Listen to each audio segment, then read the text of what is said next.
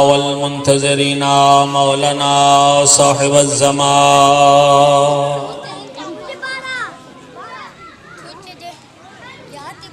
والحمد لله الذي جعلنا من باقينا في عزاء الحسين عليه السلام صلوات والصلاة والسلام على سيدنا ونبينا وشفيع ذنوبنا وطبيب قلوبنا سيد الثقلين نبي الحرمين جد الحسن والحسين أبا القاسم محمد اللهم صل على محمد وعلى آله الطيبين الطاهرين المعصومين المنتخبين المنتجبين المظلومين ولعنة الله على أعدائهم أجمعين من الآن إلى قيام يوم الدين وبعد يوم الدين أما بعد فقد قال الله تبارك وتعالى في كتابه المجيد وخطابه الحميد وهو أصدق القائلين وقوله الحق في سورة ياسين بسم الله الرحمن الرحيم وكل شيء أحصيناه في إمام مبين صلوات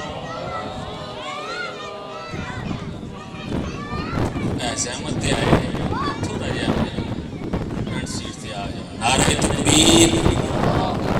نعرہ رسالت نعرہ حیدری نعرہ حیدری حسینیت یزیدیت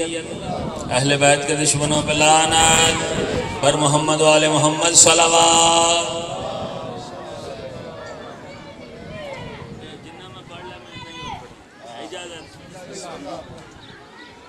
نیت والے 5 ماہ تو کافی ہوتے ہیں اور جو روایت میں نے پڑھی ہے یہ بزرگوں کی روایت ہے جو منبر سے پڑھی جاتی ہے اور جو کتاب میں مولا کا فرمان ہے وہ یہ ہے کہ کوئی بندہ اپنے گھر کے کمرے کے ایک کونے میں بیٹھ کر اتنی آواز سے کہ اس کی آواز اس کے کان سن لیں اہل بیت کی شان میں کوئی فضیلت پڑھے یا ان کے دشمنوں پہ لعنت کرے مالک فرماتا ہے یہ اتنی طاقت رکھتا تھا اتنی قدرت رکھتا تھا اس سے زیادہ اس کی اطاعت نہیں تھی اس کی تو تم ایسا کرو اس کی آواز کو 7 آسمانوں تک پہنچاؤ ہر فرشتہ اس کی آواز کو سنے ہر فرشتہ اس کے ساتھ صلوات بھی پڑھے فضیلت بھی پڑھے اگر یہ لعنت کر رہا ہے تو ہر بندہ ہر فرشتہ اس کے ساتھ لعنت بھی کرے 7 آسمانوں کے فرشتوں کا ثواب اس کے نامہ اعمال میں لکھ لے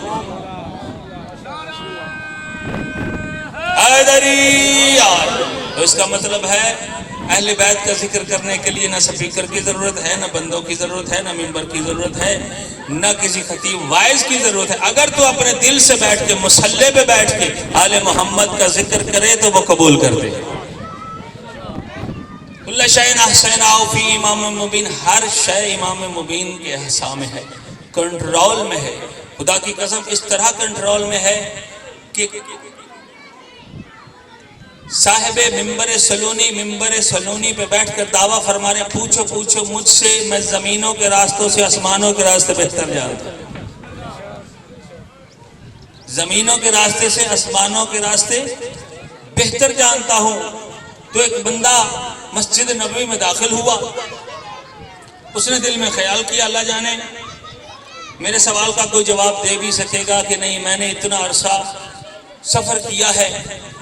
اور بڑے بڑے لوگوں سے میں نے سوال کیے ہیں مسجد نبی میں داخل ہوا مسجد نبی بھری ہوئی صحابہ کرام رضوان اللہ علیہم اجمعین سے درمیان میں آکے کھڑا ہو گیا حضور نے پوچھا کہاں سے آیا کہا بڑا سفر کر کے آیا ہوں مسلمان نہیں توجہ ہے نا لیکن میرے چند سوالات ہیں ڈرتا ہوں کہ جواب ملے نہ ملے رسول نے فرمایا تو سوال کر جواب تجھے ملے گا جواب تجھے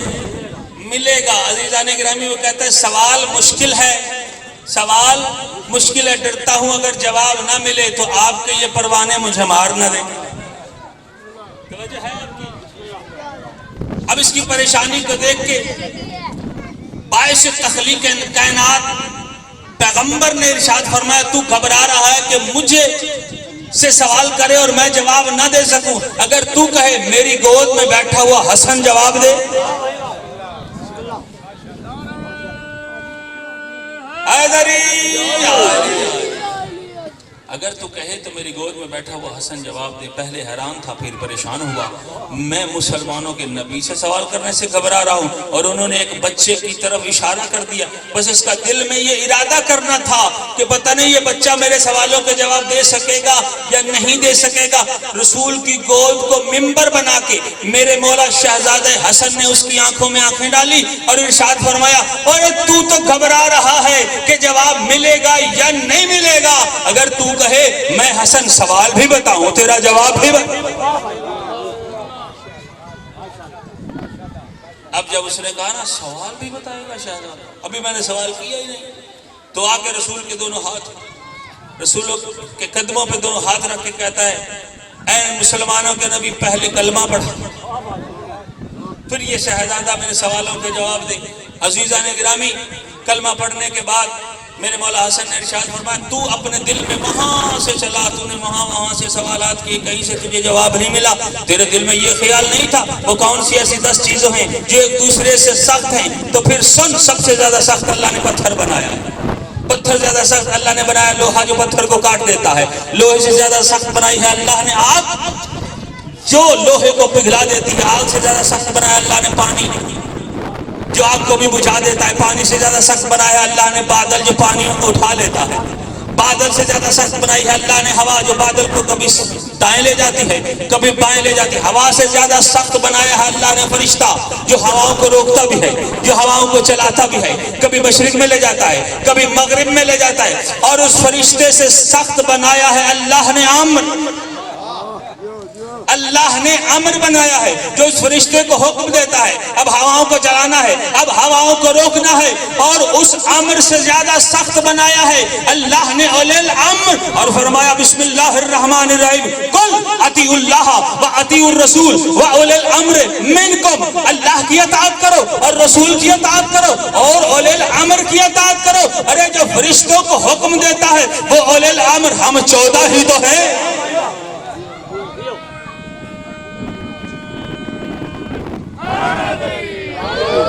وہ اولی الامر ہم 14 ہی ہیں۔ خدا کی قسم یہ شہزادہ یہ رسول کی گود میں بیٹھا ہوا تھا، امام مبین تھا، یہاں پر اختیارات سوالات میں بتائے، اور ایک مرتبہ میرے مولا ممبر کوفہ پہ خطبہ دے رہے تھے اور اپنے خطبے میں ارشاد فرمایا وَلَوْ شِئْتُ لَجَعَلْتُ الْعِرَاقَ شَامًا وَالشَّامَ عِرَاقًا وَالرَّجُلَ امْرَأً وَالْإِمْرَأَةَ رَجُلًا، اگر میں حسن چاہوں شام کو عراق بنا دوں،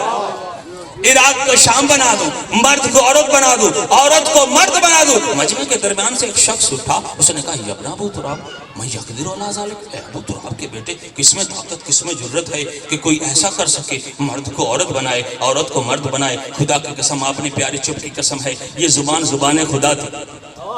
لسان اللہ کا بیٹا تھا، اگر کہہ دیتا کون امرا تو عورت بن جاتی، یہ نہیں کہا امرا عورت ہو جا، نہیں فرمایا اما تستحین ان تقعدی بین الرجال، مردوں کے مجمع میں آتے ہوئے شرم ہی نہیں آئی؟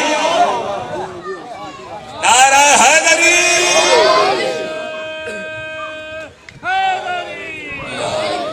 مردوں کے مجمع میں آتے ہوئے اب کھڑا تھا یا کھڑی تھی؟ اپنے آپ کو دیکھا تو تھا نہیں تھی، جب محسوس کیا تو مردوں کے مجمع میں واقعی کھڑی ہوں۔ عزیزان گرامی دوڑا یا دوڑی؟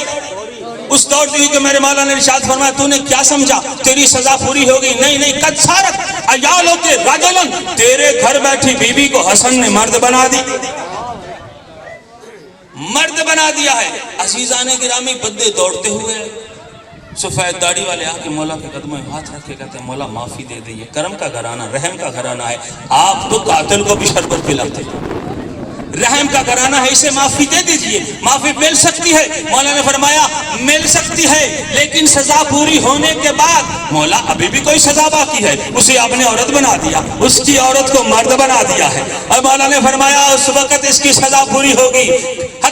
تلدا ولدن خنسا، جب تک ایک مخنث نہیں جل لیتی، ایک ہجڑا نہیں جل لیتی۔ بندے کہتے ہیں مولا دینا ہے تو بیٹا دیجئے، عطا کرنا ہے تو بیٹی عطا کیجئے، یہ ہجڑا کیوں، یہ مخنث کیوں؟ اب آپ چپ کر کے بیٹھے رہیں، آخری جملہ ہے اور میں ممبر میرے بھائی کے حوالے کرنے لگا ہوں، آپ چپ کر کے بیٹھے رہیں۔ مولا نے فرمایا اللہ کا قرآن نہیں بدل سکتا، لا سنت اللہ تبدیلا، اللہ کا قرآن بدل نہیں سکتا۔ مولا اس سے اللہ کے قرآن کا کیا فیصلہ ہے؟ مولا نے فرمایا حتی تلدا ولدن خنسا، جب تک ایک ہجرہ نہیں جانتی. اللہ نے ارشاد نہیں فرمایا انا اعطیناک الکوثر فصل لربک وانحر ان شانئک هو الابتر. اے رسول تیرا دشمن ابتر رہے گا. ارے جو بھی علی اور اولاد علی کو بھونکے گا بے نسلہ ہوا.